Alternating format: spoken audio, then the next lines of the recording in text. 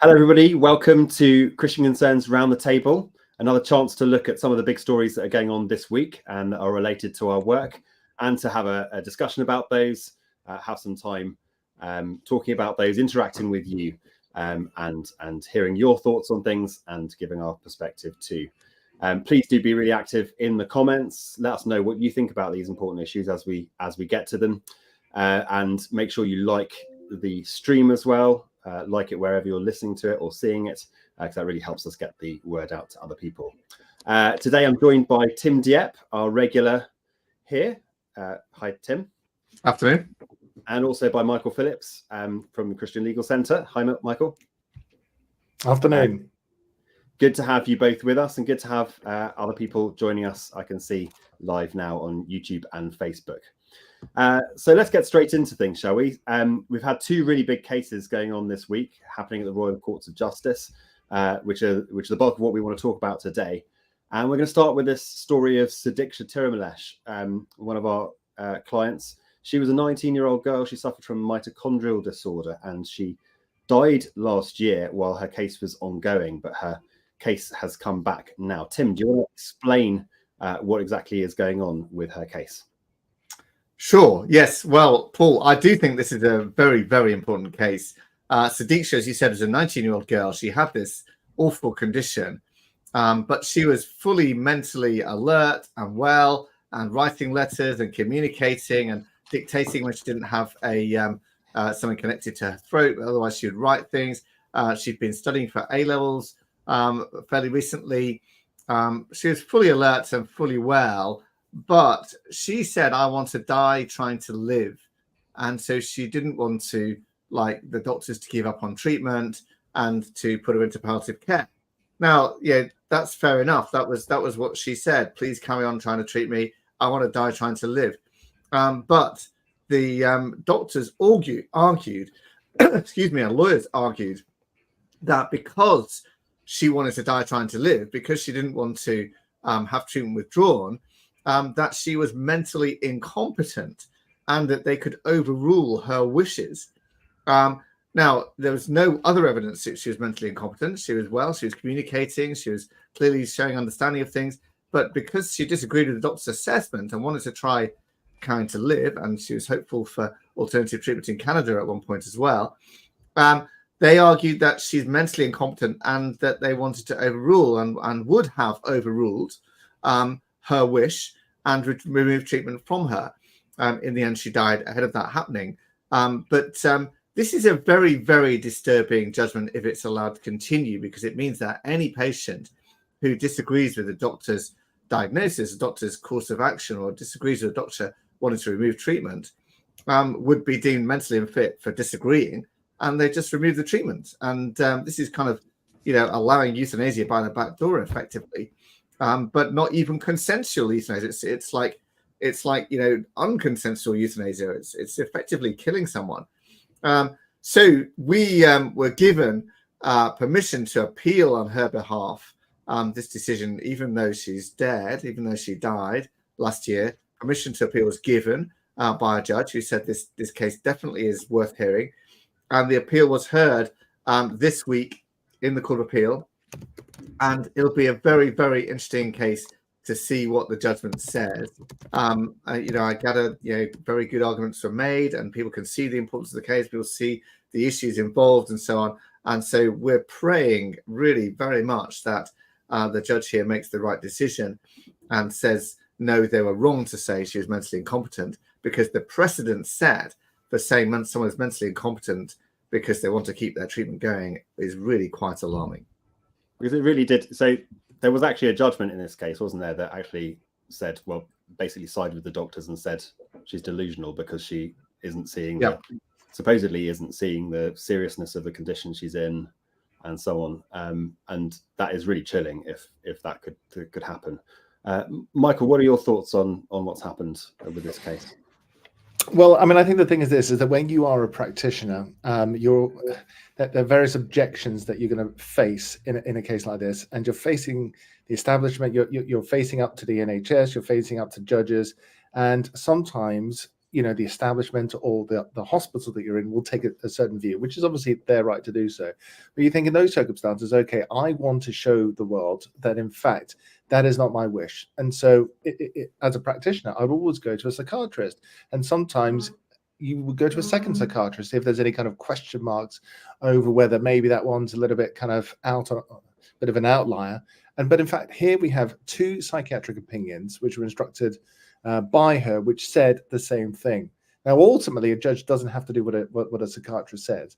But what else can you do in that situation as a practitioner, as the patient in that situation, when the might of the establishment is saying, no, you must do this particular thing? You say, no, I don't want to do that thing. Because, I'm in my right mind, and I believe that it is in my best interest to keep on fighting, even if it may only means an hour, a week, a day, whatever it actually means. I want to keep on fighting. But you're being told, no, that is not a rational decision. How else can you prove it? And she did have two psychiatrists. They did say that she was mentally competent, but nonetheless, the court, although they don't have to, decided not to endorse the findings of those psychiatrists. And I'm struggling to get my head around that kind of situation, because otherwise, the court should go with the evidence. Unless there's a good reason not to go with the evidence, that's what they should do in this kind of situation. And the concern is not just, this is not a Christian concern, but it's also other charities are concerned about what's happening. And there's a very big secular charity, Mind, who were given permission to intervene, who were making submissions which were quite helpful to her case. So it is a wider concern for people at large. I think it's important to note as well, just as background to this, that while Sudiksha did want to die trying to live and wanted to maintain treatment as long as possible, we're not saying that that's what all Christians should do in every circumstance. I think it would be a valid decision for some people in a similar situation to say, actually, yes, it's time for treatment, this kind of treatment to be withdrawn. And some people would make that decision. But what we're saying is that they shouldn't be forced into making that decision, which is basically what was happening here. She was being forced into making the decision to withdraw treatment. And when she said, no, I don't want it, they then claimed she's mentally deluded and mentally incapable of making the decision, and were prepared to go ahead anyway, and legally got that permission to go ahead anyway, in the event she died ahead of that happening. But, it's a very disturbing precedent, and I'm glad we've had permission to appeal it. And I really hope that the judge sees sense this time. So I think we're expecting now sometime in the next few months to get the judgment for that. So do please pray for the judge, the judges who are considering that case. It comes down slightly, doesn't it, to this concept of dignity and actual people's worldviews and what they value, because sometimes you hear that a dignified death is one that sort of just goes peacefully and accepts what is. But that's not necessarily the dignified thing to do, because sometimes the dignified thing might be to stand up and fight. I was just wondering what you think about how worldview comes into this, Tim. Yeah, I mean, I really like the statement, "I want to die trying to live," because what you've got there is an agreement that she's probably going to die. And this is where the doctors are saying, oh, she's not accepted the diagnosis. Well, she clearly is accepted the diagnosis if she's saying, okay, if I'm going to die, I want to die trying to live. I want to die fighting. And that's a valid way to think about it. It's a valid way for people to want to do it if they want to. I'm not saying everybody should do that at all, as I've said. But, that's a valid way to do it. But, she said, I want to die trying to live, and she should have been allowed to do that. Or, in the end, she did, I suppose. But, that's how the court should have ruled it. And I think that the worldview thing is that, we've got these judges who are ruling that it's in the best interest of some people to die. And even that precedent is very concerning, because you're making a judgment then that some people, their life is not worth living. And I'm pleased that Mind, the charity Mind, intervened in this case and intervened in support of Sudiksha's case, because they were very, very concerned about this precedent and what it would mean for all sorts of people, and what how doctors might rule, oh, they're mentally incompetent, their life's not worth living, let's just pull the plug and say goodbye, or let's just stop doing treatment and they'll die. Well, we used to have a culture where we'd preserve life and treat it as sanctified and all this kind of thing, and if somebody refused treatment, they're welcome to refuse treatment. But if somebody wants the treatment, you really ought to give it to them. And so it's a shifting. It's a shifting of the onus and the belief, and of the primary belief that a society should have is that life is the most important right, and that's not just it's a Christian belief, but it's also filtered out into the European Convention of Human Rights and the UN Declaration of Human Rights as well, that life really must be preserved in all situations at all costs. Now, there does come a point, as Tim says, that, well, in certain situations, people are ready to go. But if they're ready to go, that's fine. But when the state is kind of in a situation whereby they're suggesting and coercing, or maybe trying to excessively influence somebody in this kind of situation, that is wrong. It should be left up to the individual. The individual and their family are the ones who should really have the final call in this situation, because what's in their best interest, is informed by the doctors, but is not determined by the doctors or the NHS or anybody else for that matter, because they get things wrong. We all get things wrong, and so therefore listen to people's advice, but ultimately it should be determined by the individual. So if we just rewind a second, we've obviously had lots of cases like that of Archie Battersby, Indy Gregory, Alfie Evans, and so on, where a decision has been made on behalf of a very ill child who couldn't make their own decision and couldn't say what they wanted to say, in a sense, based where a judge has basically said this, decided what is in that child's best interests. Mm-hmm. I'd like to hear from Michael on this. Is this this basically is the overriding principle in all of these cases, where basically, from what I can tell, there isn't really any law about what is in someone's best interests, but it's just all down to a judge. So you seem to have lost sort of the rule of law, and it's just all entirely about an individual judge's belief. Is that the case, or how does that work? Yeah, I mean, you're right. I mean, I think the thing is that you are right, that the primary issue in all family cases is you must act in the best interest of the child. What does that actually mean on the ground? Well, it's very difficult to say, because another thing that courts will say, that judges will say, is every case swings on its own particular facts, which is right. But there must be some overarching principles which are kind of knitted in to every case. And so the problem is that we've moved from a case where, for example, Tony Bland was in a situation many years ago, and there was interventions by the establishment, and they say, this would almost be tantamount to murder if we turned off the machine, even though he was in a persistent vegetative state for many, many years. So we're now in a situation whereby people are presuming that, because there's a little bit of suffering, and they're inferring it from the smallest of facts that the suffering must stop. But the facts that they're inferring it from are often relatively minuscule. So you look at a child and maybe they cough, or maybe they move in a certain way. You say, well, they're suffering. And it's almost as though they're jumping the gun far too soon and presuming that they're suffering when the evidence is scant. It must always be based upon evidence. And experts inform the court and they give their opinions. But ultimately, when there is their absence of evidence that suggests that there is this overwhelming suffering in those circumstances, I mean, I think, speaking myself as a parent, I would say, no, let's do everything we can.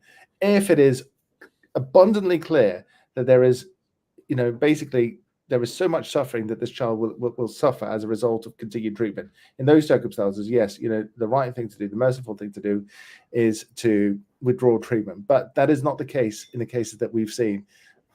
Very small things, big inferences, and then we jump to the conclusion it's in the best interest of this child to not receive any treatment, in other words, to die.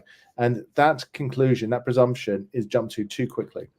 And there's some principles overriding as well that we really like, that we've talked about in some of these end of life cases, aren't there, Tim? Where we've said, well, what about if alternative treatment is offered from a credible hospital somewhere else, as has been the case with all the cases I mentioned before, then that shouldn't that right be absolute for the parents to arrange transport to another hospital? I tend to think so, Paul. I think that in this case there was a possible alternative treatment in Canada, wasn't there, for Sudiksha, and she wanted to raise the funds to do that, but because there was a gagging order on talking about her case, which is a whole other aspect of this case, she wasn't able to do that, and that's a whole other thing that we were in court about earlier last month, talking about these gagging orders, and a decision of the Court of Appeal was being appealed by doctors and medics that went to the Supreme Court, and that was we're in the Supreme Court arguing the point about being able to talk about these cases in public and have the public scrutiny of them and stuff. But yes, I mean, we had this case recently, didn't we? Not our case, but another child in Nottingham, and doctors in Italy said, we'll take him and we'll provide a plane especially equipped to transport him over to hospital in Italy, and we'll treat him. And the doctors in Nottingham said, okay. And I think they, some people say they didn't really believe it was going to happen, but then the airplane turned up, and there it was, all fully equipped, and the doctors were there. I'm like, my goodness, we didn't realize we agreed to this, perhaps. And the child was taken and had the operation and is still alive today, as far as I'm aware. Whereas the doctors in Nottingham were saying nothing more we can do, time to get ready to die, sort of thing. So that proof of concept has happened now, which is very interesting. That doctors in an NHS hospital have allowed a child to travel abroad for alternative treatment. So I think that's a big step forward, and similar offers were made in the case of Archie Badsby, Alfie Evans, and things, and yet the NHS refused to let the child travel in those cases, arguing that it was better interest to die than to fly and possibly find better treatment, even if the child had died in the flight or transport process, which seems odd because they were going to kill the child anyway, effectively. So yes, an interesting precedent's been set there, and we'll see what happens with that for future cases along these lines.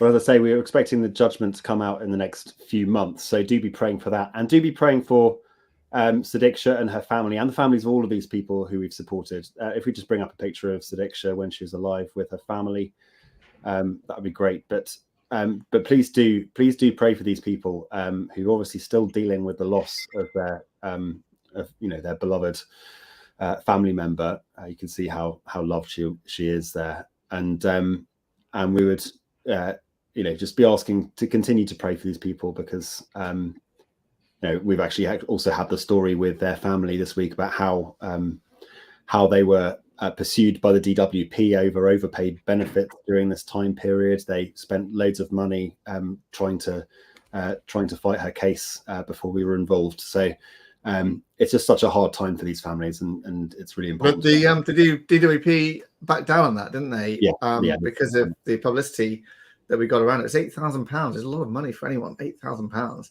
that they were overpaid, and the DWP agreed that they had informed them of their circumstances all the way through absolutely correctly, and they overpaid them £8,000, and then they spent the money on treatment for Sudiksha and so on, and lawyers for Sudiksha, and before coming to us, we don't charge for that, but then they wanted all that money back, and when we went to the press about it, the DWP backed down on that and allowed them and said, we're not going to try and recover that money off you, which is good. I mean, if they overpay when somebody hasn't fraudulently claimed something, they shouldn't have to reclaim that back, really.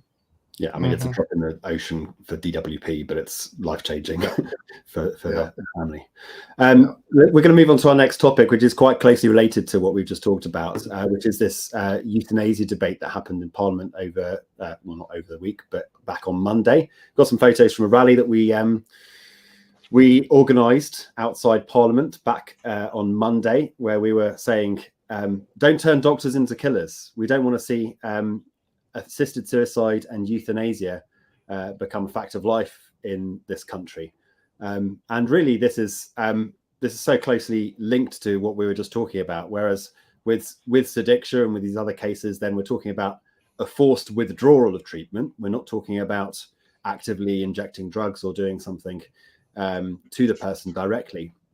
But the principles are really the same in that we, with a law for assisted suicide or euthanasia, we'd be saying, look, there are some types of people whose lives are not worth living, whether that's because they've got some sort of debilitating condition, whether they're in pain, or maybe, as we've seen in some places around the world, something more minor, like someone who has diabetes or someone who has hearing loss, being considered able to have an assisted death by someone giving them the the drugs needed to kill themselves. And society would suddenly be starting to make judgments on which lives are worth living. And apart from the fundamental principle that we should not be taking the lives of humans who are made in God's image for reasons that God doesn't let us do that, besides that fundamental point, we're sending out a message if we say that some types of lives are just not worth living and are worth actively taking, because there are all kinds of suffering and all kinds of suffering that can be really intense. Some of these cases around the world have been places where someone's been witnessed a terrorist incident and is scarred with PTSD, or from some kind of a horrible abuse that's happened to them. And these people have been seen fit for assisted dying, euthanasia, assisted suicide, simply because, you know, at the age of like 23, when they're young, when these things are still fresh, for just that reason, they've been allowed to seek and obtain drugs that would kill them. And we start sending the message that you can't get better, that nothing can ever improve, that there are all kinds of suffering out there that you just can't live a dignified life with. And that's how it so closely links with what Sudiksha was saying, and that point about dignity, because some people in society seem to want to manage death and to completely seek to control it by saying, right, we're going to choose exactly when someone's going to die and when someone's going to live, and try to treat it in this kind of cleanly way, where as if it's a neat thing and always tidy. Personally, I think that there's a wonderful amount of glory in facing even really difficult circumstances and seeking to live and seeking to bless other people, even through real suffering. In my personal life and with my wife, who has a disability, she knows some of those things and is very serious about opposing euthanasia and assisted suicide.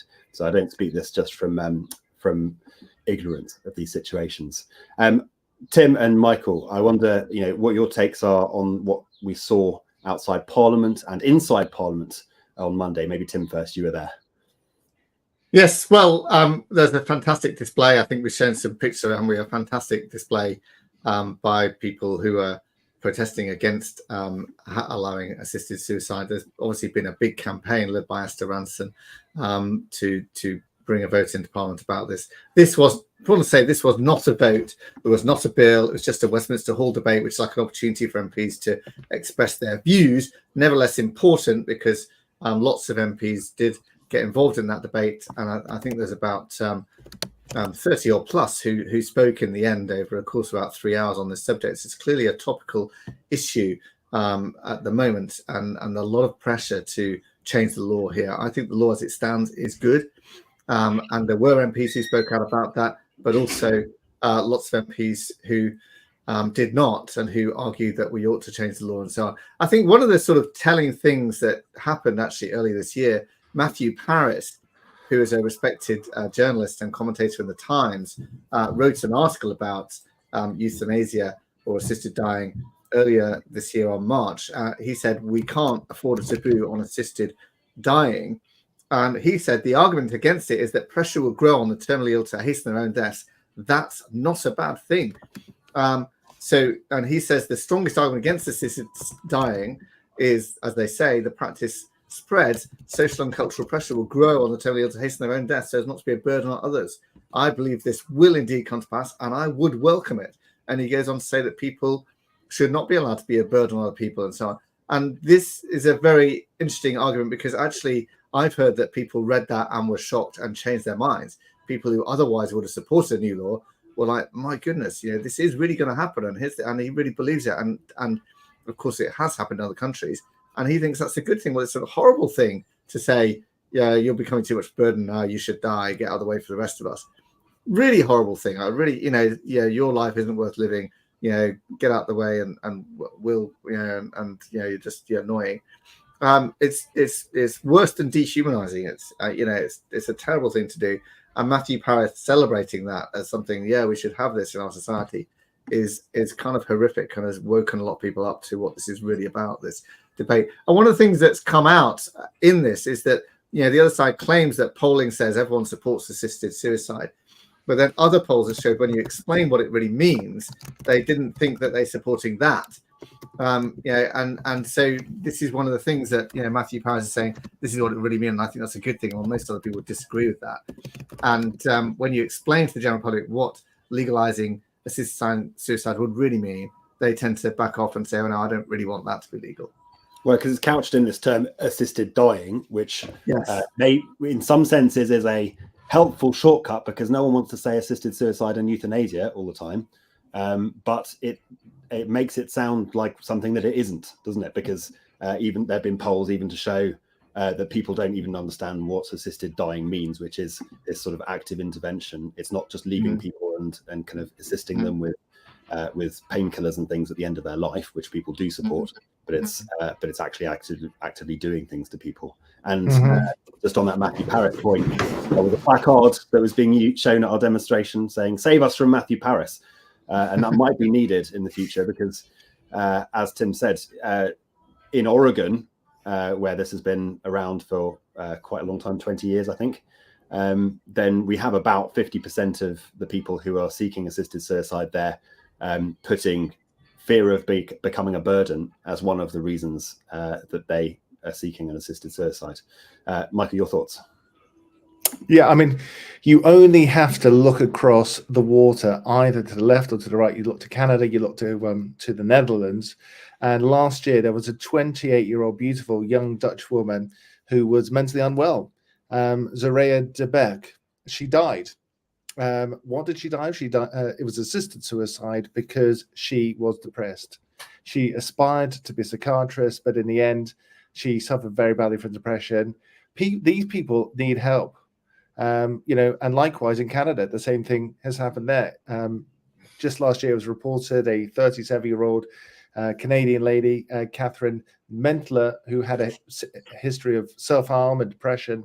Once again, she was told that she could have assisted suicide, and she did. And so what is happening is that these laws are often passed with the very best of intentions and with very hard cases, and people are put forward who have these terminal illnesses, who are suffering for a very long time.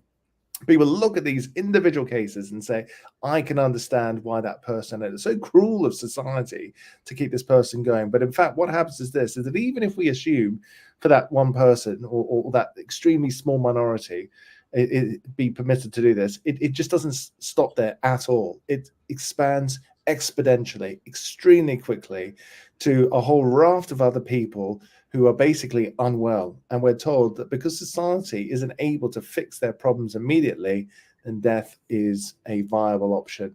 And I'm thinking about those people, the young people, and that they don't always have to be young, but who are unwell, who just need help and treatment. And previously, you wouldn't say to a child who's anorexic, yeah, no, that's right, why don't you have a little bit less food? People who are unwell mentally need our help. They don't need to be killed.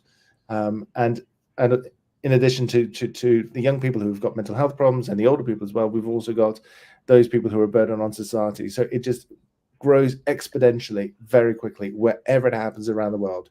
And we need to protect the vulnerable in society. They say you can tell a lot about society, how it treats its most vulnerable people, the young, the elderly, the infirm, the mentally unwell. And when they start killing them off, because that's makes a lot of sense financially, it's wrong.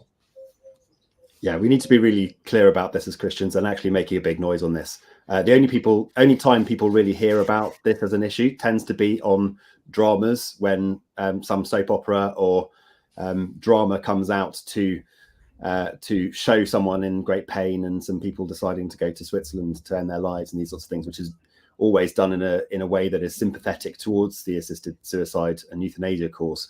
And that's partly because when you're showing something on camera, then you can only show a few people and you can't see the effect that it would have on a much wider range of people. You can't just show all of the people who are then pressured into it in some way, or who are refused some funding for some improvement of their life and said, well, you can have a euthanasia instead, as you get in Canada.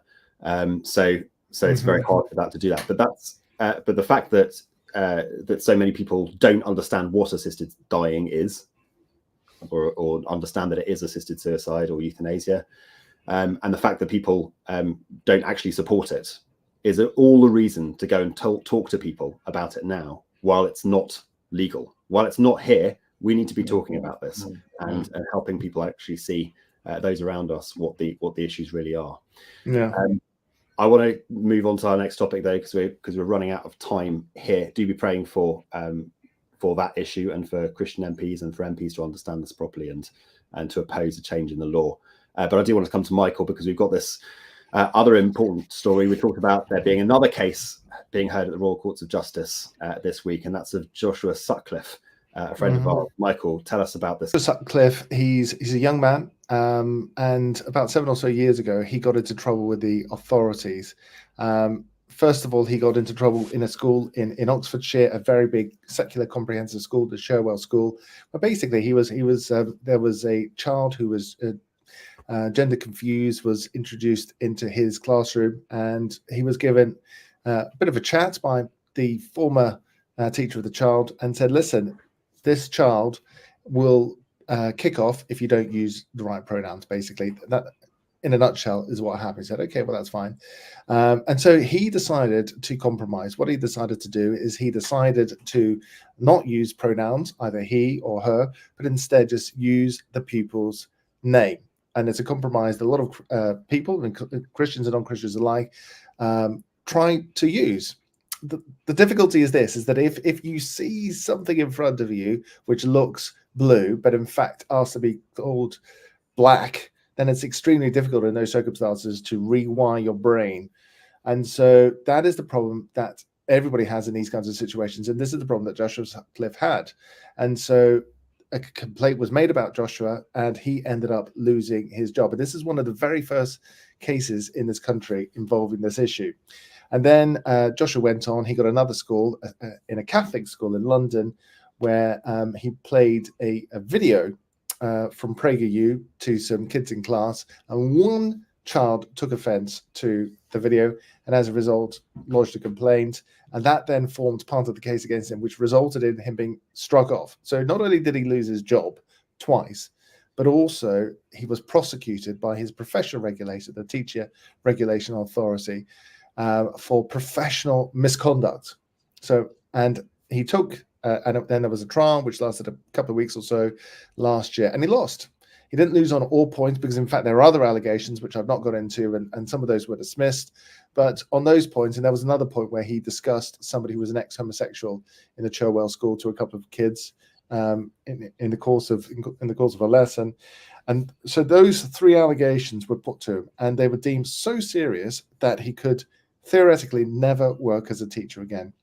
So he was struck off. He can reapply. He got a prohibition order, so he can reapply after 2 years. But the thing is, this is not as though it's automatic. You've got to reapply, and in those circumstances, they're going to say, "Well, do you still have the same views about these things?" And I don't think Joshua is going to have changed his view. So in those circumstances, it's going to be extremely difficult for him to work ever again as a teacher, unless, well, he could change his views. That's one option. So that's what the case was about. Now, the interesting thing that happened is that since then, we've had a whole raft of things which have happened in terms of the whole trans issue. We've had the CAS review.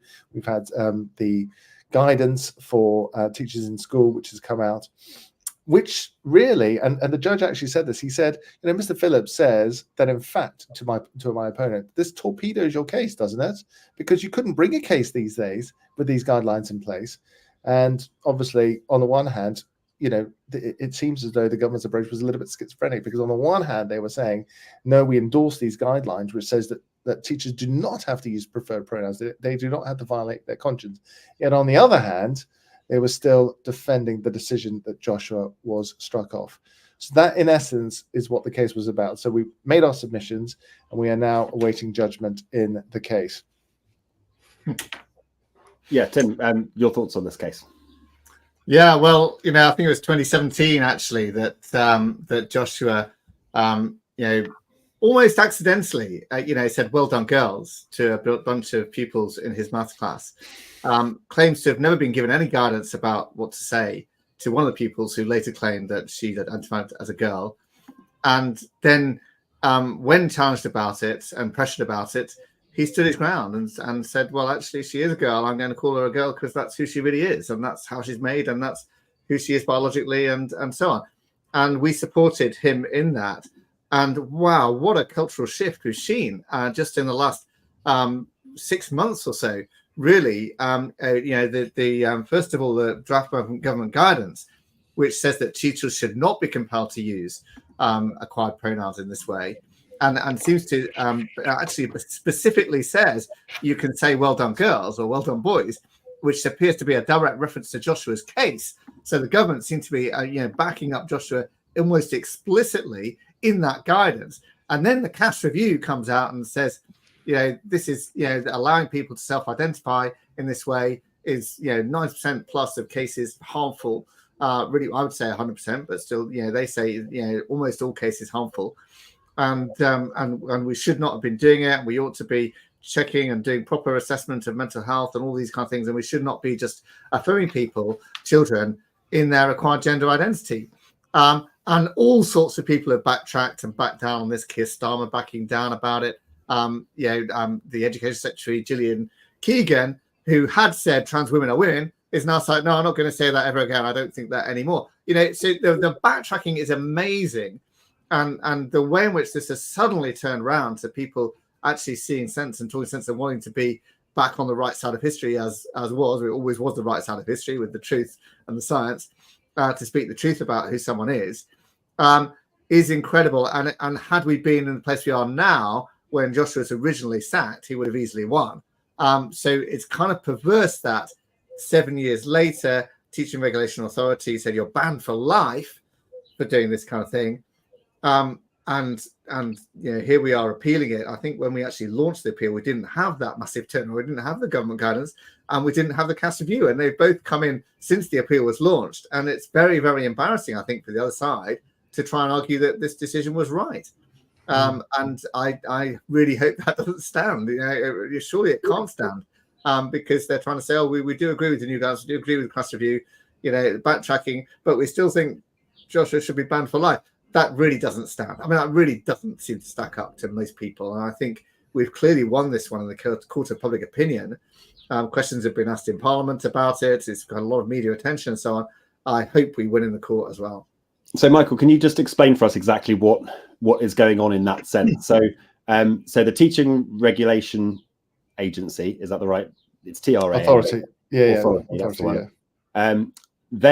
They heard their case internally that was against Joshua, and they said, "Well, we want to ban him for 2 years, indefinitely, but for a review in 2 years." And then, as I understand it, the Secretary of State for Education's authority is used to enforce that ban, and that's why you can challenge it through a judicial review, which is where a judge decides on whether the government has used its power correctly. Is that right? Is that how the judicial review? That's right. In fact, strictly speaking, it's a statutory review because you've got an automatic right. You don't even need permission. So you have an automatic right in this situation to appeal in front of a high court judge to see whether they made any errors. And the thing is this, the TRA panel, so they have a professional conduct panel. It's not lawyers. It was 2 teachers and a lay person and a legal advisor. But the thing is this, is that they really very much adopted the ideology of the trans movement. So they spoke about a transgender child. They spoke about Joshua Sutcliffe showing no tolerance for the child's gender identity. Now, these are not concepts in law. They're not concepts in science. They're not concepts in ethics. They're just made up, and they're, so they are interesting and, novel, etc.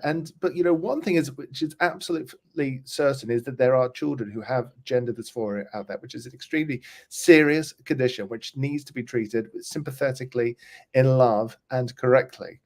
Okay, but to go on and then say there is such a thing as a trans child just has no logic, and it has no authority for it. And so the thing, we must always act as schools, as parents, as churches, in a child's best interest. But just to simply endorse a belief which has no basis whatsoever and say you must do this as well, it's a bit like, for example, and one of the experts who gave evidence for us was Maya Forstater, who had her own case, and say, look, I don't necessarily have to call a Catholic priest father if I don't believe in Catholicism. I might do it as a matter of politeness, but why is it that people have to enter into this system of belief? And it isn't right that you have to do that. Now, obviously, we must be respectful. We must be kind in these kinds of situations, and that's what Joshua was seeking to be. He wasn't seeking to be deliberately provocative at all.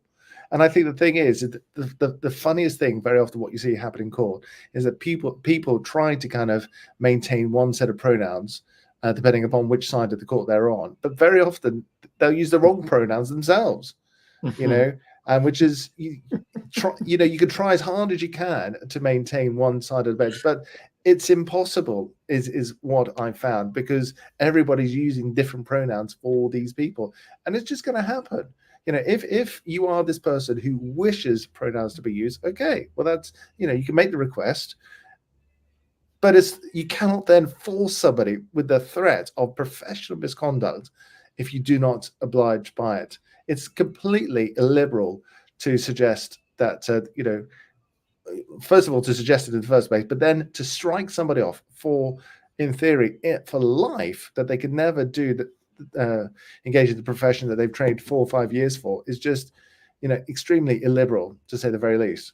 And you said it earlier in terms of what Joshua was faced with in terms of how he referred to this student, because you said about it's difficult to rewire your brain, right? And as in to say the thing that people want you to say, or to avoid saying something. That kind of explains what this is actually about. This is about rewiring people's brains, right? It's not just about what people say, but it's going to have the effect of, forcing people in their internal kind of thoughts to say something or to start thinking a different way about things. And that kind of gets to how illiberal this is, because it does actually turn into a thought crime sort of situation. Yeah, I mean, it's compelled speech. It is compelled speech, and I think the thing is this: is the point that we tried to make in court a couple of days ago is that conscientious objection is a recognized concept. I mean, we used to shoot people in this country when they wouldn't join the army, and then there was a recognition that certain people really don't believe that it's right to take up arms, and the courts have recognized that. And more recent cases in Eastern Europe with certain religious people who don't want to do that, it's recognized. And most recently, the case of Ash's Bakery, again, it was recognized. But the thing is this: that every new situation, you're having to say to the courts, no, that's the situation here. Christians really, and not just Christians, but a lot of Christians really don't feel able to do this, and they're not going to do it, and they don't want to do it, and they're prepared to lose their jobs in order to not engage in this kind of compulsion. And that's what people have to understand, because I think a lot of people just don't get it. They honestly believe that the Christians are in the wrong here, that they're the ones who are being unkind, that, this is somebody's real belief, and so therefore why be upsetting to them? But in fact, the Christian would say, well, look, this is not good for you. Social transition is not a neutral act. It usually leads to medical transitioning, and eventually to castration, to mastectomies, etc. And then to ultimately, many people bitterly regret what has happened to them, like Kirabel is the obvious one. And so in that situation, some people choose to go down that route as adults. We can't get in their way, but as children, we must act in their best interest. And watchful waiting was what was previously practiced. Isn't it? I find it more helpful, Mike, to say you're endorsing a lie. Because if you call him her, you're endorsing their delusional view that they can change gender, which they can't. They can't change their biological sex, and so you're endorsing a false belief that they have about themselves. And actually, detransitioners say, why did so many people go along with this? Why did all these people agree and treat me as if I was a woman when I wasn't a woman, or whatever, because that actually wasn't helpful. And I wish I had more people say, no, you are a man, or no, you are a girl, and treat me accordingly, because actually, that's what I needed to hear. This is about who they are biologically and ontologically, and how God has made them. God has made this person a girl, or a woman, whatever. So I'll refer to them as a woman. I totally agree, and I think the thing is this: is that, you know, very often when you see these folks who are in this difficult situation, is the comorbidities are rampant, and if you treat the comorbidities, the statistics are unequivocal that show that gender dysphoria resolves itself, I think 70-80% of the time by the time that people get to the age of about 30 or 40, and at that point they go, goodness me, why on earth did I believe this? I would like to have a family, I'd like to settle down, etc. But if you've been medically castrated or actually castrated, then you're in difficulties. And you know, so we have to be there for the Kira Bells of the of this coming generation.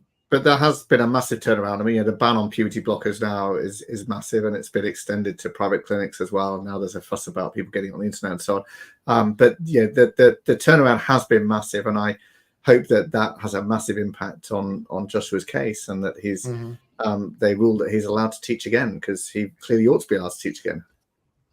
Absolutely.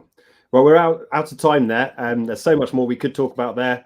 You know, I'm interested in our case of David Mackworth, which was quite one of the older ones as well, but a doctor who was essentially compelled to speak in this way, and we've kind of not talked about his case very much recently, but he's been vindicated as well.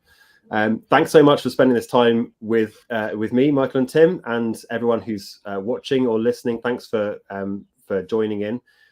We'll be back again next week as typical at 1 o'clock next week. Please do come along then. Please join in with your comments and like the posts, and bring along someone else, because it'd be really great to see more people engaging with us and hearing about these things, so that we can see Christ honored, Jesus at the heart of our society. Thanks very much for joining us, and we'll see you again next week. Thank you. Thank you.